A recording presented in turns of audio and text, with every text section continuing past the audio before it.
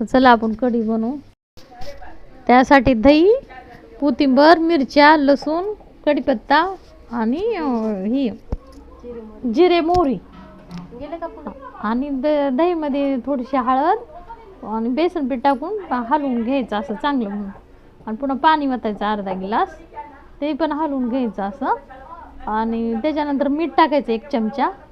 मीठ टाकून झालं की कढई ठेवायची गॅसवर.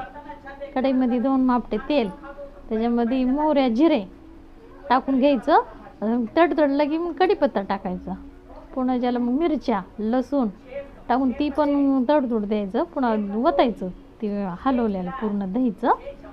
आणि ती पाणी वतायचं, आपल्याला लागेल तेवढं पाणी ओतून घ्यायचं.